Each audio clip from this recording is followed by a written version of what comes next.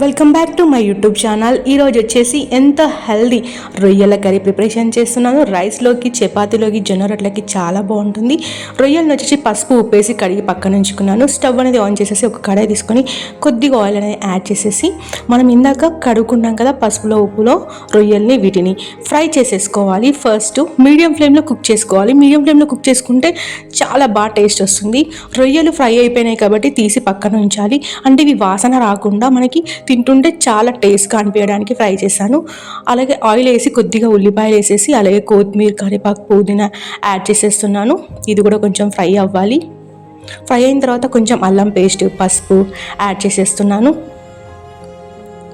దీంట్లో కొద్దిగా కారం, ఉప్పు యాడ్ చేసేస్తున్నాను. నేను కారం కొద్దిగా యాడ్ చేస్తున్నాను, మీ టేస్ట్ బట్టి మీరు యాడ్ చేసుకోండి. ఇందాక ఫ్రై చేసుకున్నాం కదా రొయ్యలు, దీంట్లో వేసేసి ఒక 5 మినిట్స్ ఫ్రై అయిన తర్వాత కొద్దిగా వాటర్ వేసేసి ఒక 5 మినిట్స్ మనము హై ఫ్లేమ్లో కుక్ చేసుకుంటే ఎంతో హెల్దీ రొయ్యల కర్రీ ప్రిపేర్ అయిపోయింది. స్టవ్ అనేది ఆఫ్ చేసేసి సర్వింగ్ ప్లేట్లో తీసుకున్నాను.